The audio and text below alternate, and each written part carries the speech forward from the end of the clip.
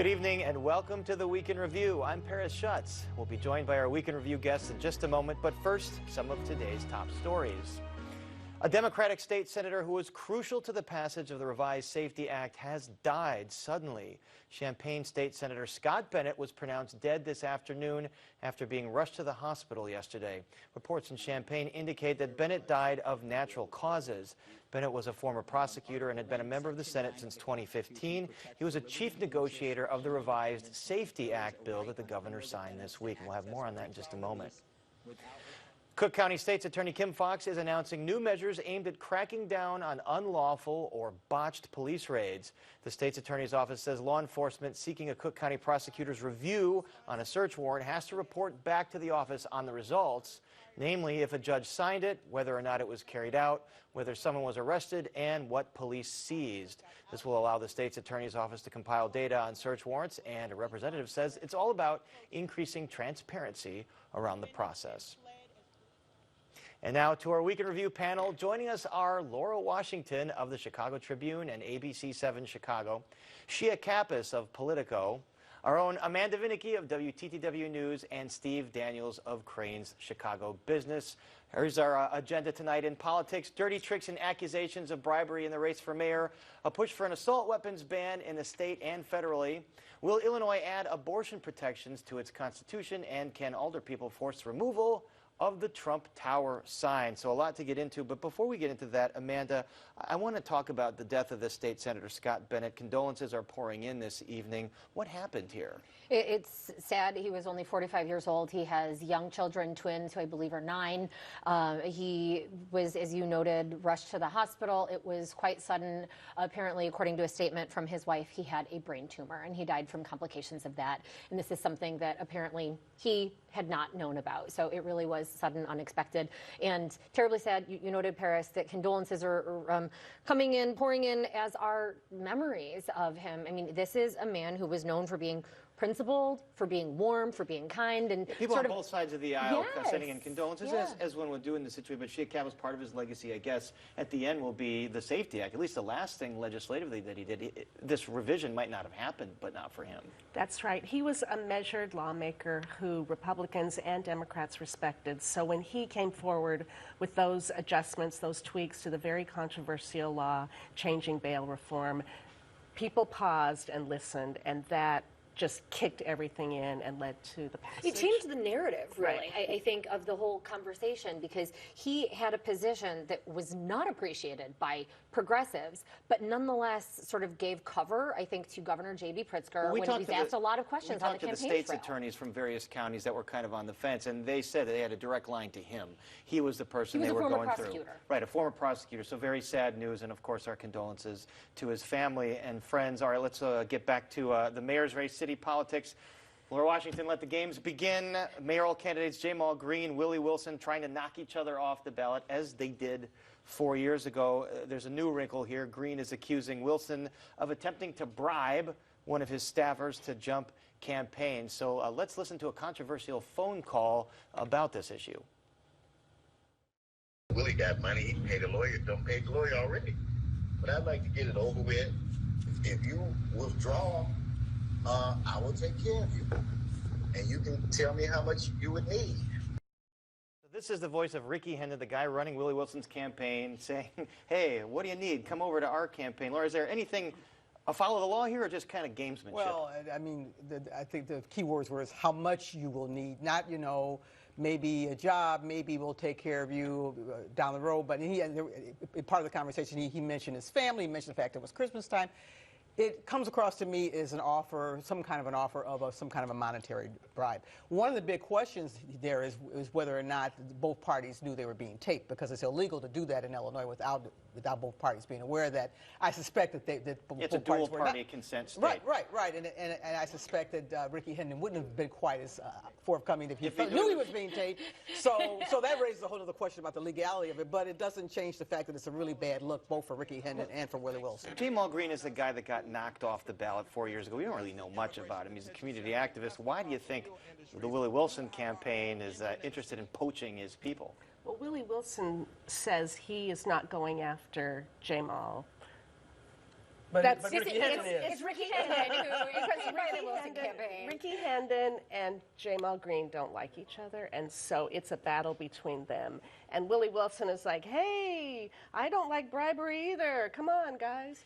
I don't know if he can get away with it. He's saying it, but I'm not sure that that's a message that holds. This is kind of like a personal battle. In the end, it might not matter because we don't know who's really going to get to the runoff, but we do know that the hearings for people that want to knock other candidates off the ballot start on Monday. Who do you think is ultimately going to lose their spot on the ballot and not even be able to run? Well, you put me on the spot there. You know, Jamal Green got knocked off the last time. I think that would be one that you would watch. You know, other than that, you know, well, he's challenging Willie Wilson. People are kind of questioning if Alderman Sawyer has enough. He didn't have as big a pile as the others, for sure. And there are two little-known community-type people, a police officer and a business consultant, and they most likely will be kicked off because they're being challenged. And right now, Jamal Green is the person with the top slot. Right. He won the lottery to have the top slot. If he gets kicked off, that will be Alderwoman Sophia King. And she actually said that she would be happy to take his place, even though she's not challenging him. And of course, Willie Wilson wants Roderick Sawyer off the ballot because they do share a base. They both have a base on the African American vote on the south side of Chicago, and Willie Wilson definitely doesn't want to have to share that with Sawyer. With Sawyer in particular, but in general, what we need to keep in mind here is that the fewer people there are on the ballot, those with the most name recognition think that they will have the advantage to at least make it to a runoff. So that's part of the calculus here. And it is personal, but yes, it is also most certainly politics. Does it matter that someone has the top position or the last position? I made the case earlier this week. I don't think it does, because if you're voting in this election, you're going to do your homework as a voter. Right. And especially in a mayoral race, this is going to be a very hot, very high-interest race. People are not going to walk into the polling place not knowing something about who they're voting for. So I don't think just stay home. I don't think it makes sense. But I think it's also interesting, this whole debate around competition in the African American community, because of course most of the candidates that are running are African American, and people who care and think it makes a difference whether or not we have another black mayor say that this is going to be doomed for us if we don't get some of these people off the ballot. You were going to make a point about Mayor Lightfoot. Her team didn't care whether she was at the top or the bottom, because people know who she is, so she's right in the middle right now. Right. Again, it seems like voters, if they're going to vote in this, they're going to have their minds made up, or at least have some homework done on this race. Also this week, Chuy Garcia gets a major union endorsement, Local 150. What does that mean in practical terms for his campaign? Well, it means money. It means help with organization. He's made a lot of inroads with trades unions, and because he lost all those public unions and progressive unions to Brandon Johnson. That's the candidate that they want. Right. So these trades unions, private sector unions, seem to be lining up behind him. He also has some, I think, there's some hints of business interests linking up with him too. That's not public. Such as? Tell us. I can't tell you. I don't know, to be honest. But certainly there's lots of sort of chatter about that. People are, who don't want the status quo to continue are looking to back a horse. That would be interesting if he would be the business consensus candidate, although Paul Vallis... I won't say consensus, I'm just saying that... Some business interest. Yeah, I mean, there is definitely interest on the part of people in the business community to have a consensus candidate or have somebody that they would back, but I think that Chuy's candidacy is interesting because of the private sector inroads here. That wasn't the case the last time. There was also this week kind of quietly a political action committee formed for the purpose of supporting Paul Vallis. Could that be business interests? Could he be a business consensus I think candidate? he does have some business support, but I don't think any of the candidates are going to get an overwhelming or consensus support. I think the major business leaders have decided to sit out the mayor's race, at least for this round. And we'll see what happens in the runoff. And instead of putting a lot of their focus and attention and money on the aldermanic races because they feel they're concerned about the council going too far to the left. Progressive, right? I mean, that was, and this time around, these trades unions that are backing him are not necessarily progressive. They're not viewed in the same way. They're not progressive, like SEIU, but they're not or the Chicago Teachers Union or anything like that. I mean, they are, tradespeople doing. A lot of it is public utility work that they do, and there's issues there too. But it's not the same group that Chuy depended on. Well, so maybe what he wants to do. No, I'm go sorry. ahead. Go ahead. As you could also say that Chewy's playing catch up a little bit.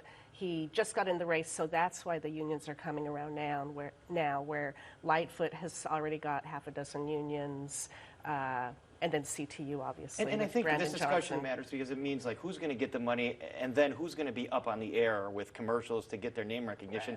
Who's going to be out there first on TV? Well, mayor already the is, mayor yeah. already Right. is with. Commercials I think are funny, but not everybody does. Oh, the pizza delivery commercial. Yeah, I think it's a good theme, but I don't know. Yeah, that got panned a little bit. Chewy, you think he's going to be on the air?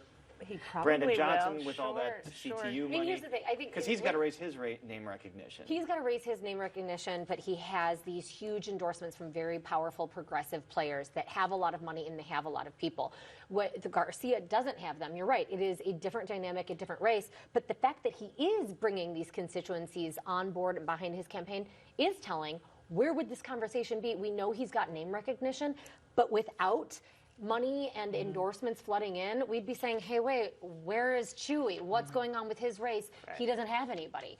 We're not saying that right now. It's a different groups, but they are nonetheless very important that he has groups behind him. All right, so another debate popping up again this week, mainly because of a Trib editorial that came out yesterday. Former President Trump, his building, the big sign on his building, there are aldermen now calling for a way to remove that sign. Let's take a look at what Alderman Gil Villegas said to us last night about that.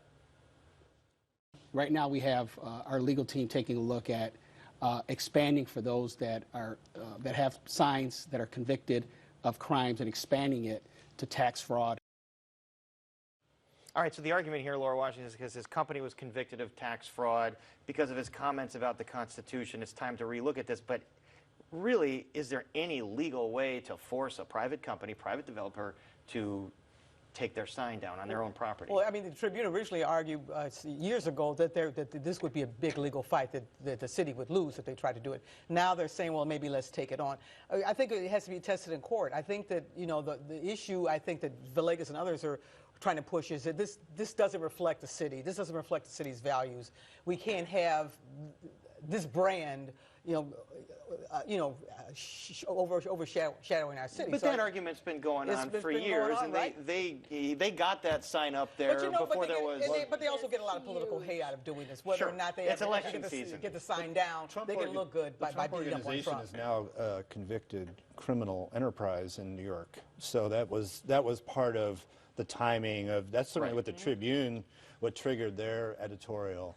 It would be a huge legal fight now, even with that. Well, a First Amendment issue. My question is, I mean, I don't know if anybody else began their reporting careers covering a whole lot of village board meetings and such, but you can have stipulations about, for example, the size of signs. I mean, there are other ways you would think that Chicago in the first place could have really addressed this, Well, or perhaps Chicago even passed now. an ordinance Yes. that outlawed that size after the Trump After sign. Right. So Trump was grandfathered go in with ahead that sign.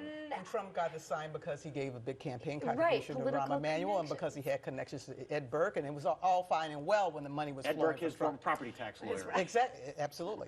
It's all connected here in Chicago. isn't it, though? Only in Chicago, even with Trump. All right, let's move on to some of these Safety Act revisions. Amanda, the governor signed this bill with almost no fanfare this week, the revised Safety Act, no cash bail bill. Why did he not want to have a press conference where he's handing out pens and taking pictures? It was a drastic difference than when he signed the safety bill in the first place back early in 2021, where he had a whole crowd of people, and you're right, he was beaming and really made us skeptical of it. We just got a press release and sort of the paperwork that showed that it had become law. He says it was because he wanted to do this as soon as possible because, of course, January 1 is coming up sooner than any of us can fathom. And so he wanted that law to be signed so that states' attorneys would be able to get their ducks in a row. After the last election, I'm sure he's happy to not have people talking about it. In a way, it's a bit disingenuous of an argument because clearly states' attorneys are, one would hope, very capable of reading statute, well aware that the law was going to be signed, and so didn't need his pen to paper in order to take a look and be able to get organized. So, Sheikh Capos, do you think this revised law quells the concerns of the 100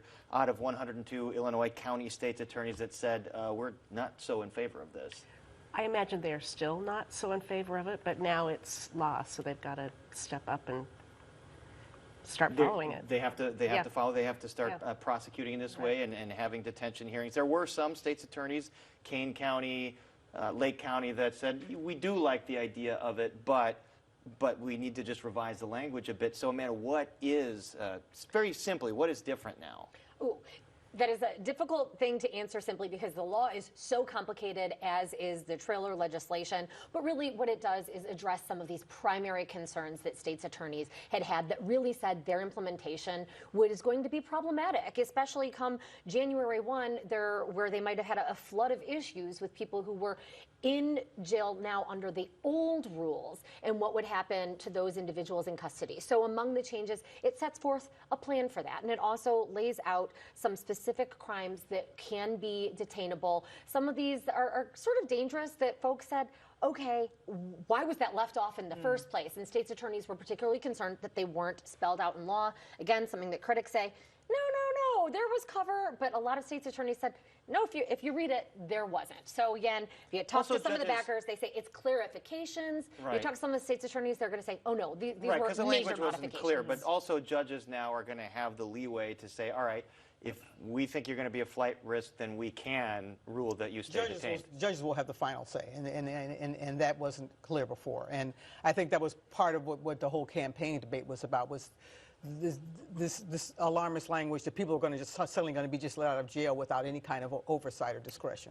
Also in Springfield right now, a new gun proposal from State Representative Bob Morgan, a ban on assault weapons, high-capacity magazines, and then forcing current owners of those things to register. Shia, does this have momentum in the new year with an expanded Democratic supermajority? Yes. I mean, you don't hear J.B. Pritzker very often putting a deadline. He said, I want this done on my desk by July 4th, which would be 1 year after the Highland Park mass shooting, which means they're going to work on it that first week in January, because that first week is before the regular general session, so they only need 60 votes to pass it versus 73, which might be harder if you're from a more conservative area and maybe you're worried about Second Amendment issues. Yeah, I feel like we always have to remind everybody of the rules here. In the veto session, you need that supermajority, but then when the new session starts, you just It's need... about the clock. It's about January. Right, Is right. really what if changes you want to things. implement it right but, away. Just to be clear also, this would ban the future sale of these. So if you have one of these weapons now,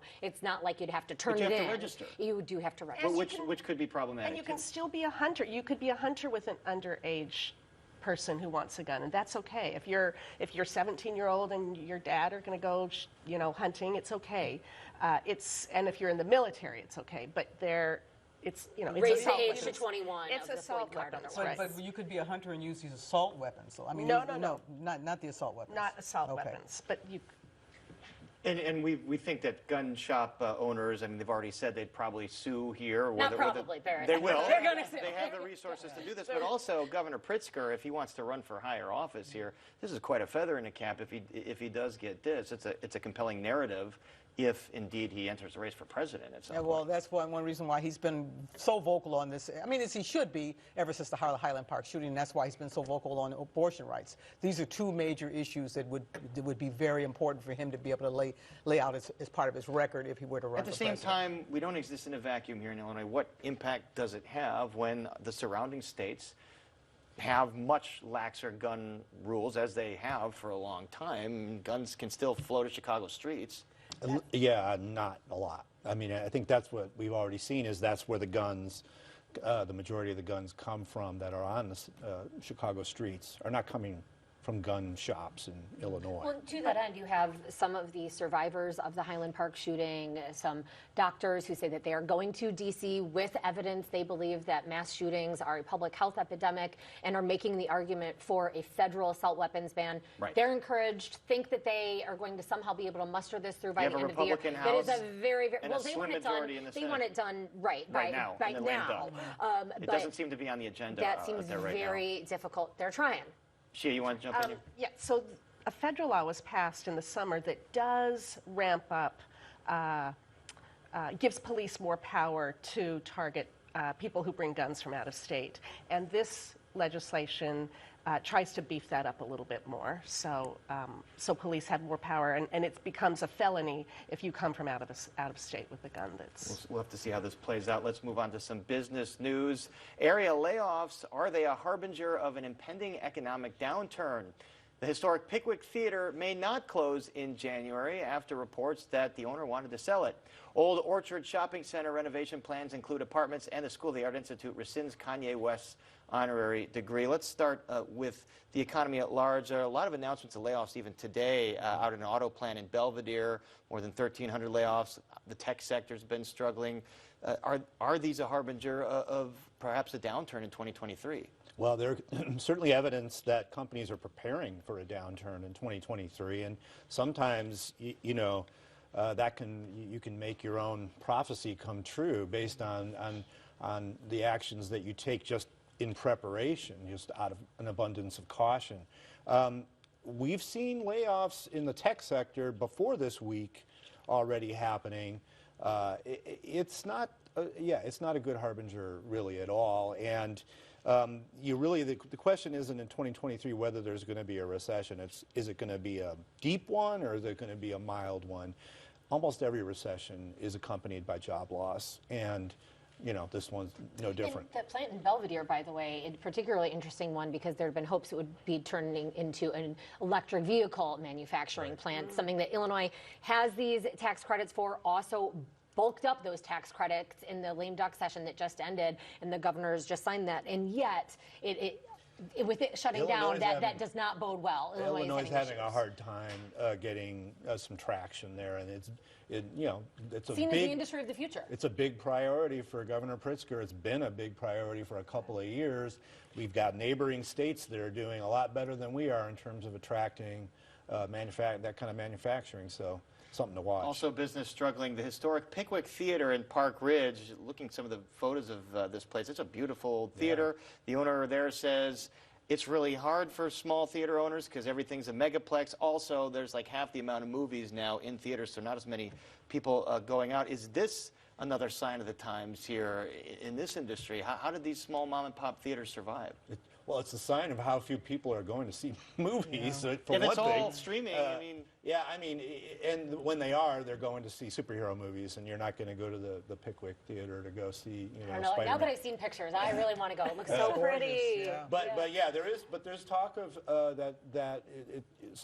there's interest in purchasing it. There's interest in keeping it going, maybe as a movie theater, maybe as something more in terms of live entertainment. So don't write it off yet. It's not. It's the story's not over. Isn't it? It is. It has protection, so yeah. it has to be saved regardless. And another development that is looking to sort of be protected and saved, maybe not a landmark, but the Old Orchard Shopping Mall. They're planning a $100 million renovation, making it more mixed use, apartments, maybe more like a town than a mall. Is this because malls have been struggling too, obviously, in the age of e-commerce? Is this a way to reinvent malls? It's what the owners of malls think, yes. And, Old Orchard is one of the jewel malls of the area. They've lost Bloomingdale's. They lost Lord and Taylor was the other one. You keep track. How do you know that? I never shop. Never. What do you do? I mean, department stores aren't the anchors for these kind of malls anymore. So, do you think people are going to want to live at a mall? I don't want to live at a mall, but there are surely some people who do want to live at a mall. They have great locations. They're usually off expressways. They're convenient and food options. There's a cannabis store right across the street. There you go. From the Old Orchard Mall. I think it depends a lot on how they handle it. What does it look like? What's the aesthetic? So a lot will depend on the detail. I also have to ask you about this settlement that Uber is paying $10 million to restaurants who say they were hurt by the delivery fees that the company slapped on them. So can you explain this? Yeah, it's a negotiated amount, and it goes into different buckets in terms of assistance and reimbursement to the restaurants that were damaged during the pandemic by Uber flouting the city's cap on how much could be charged for delivering meals.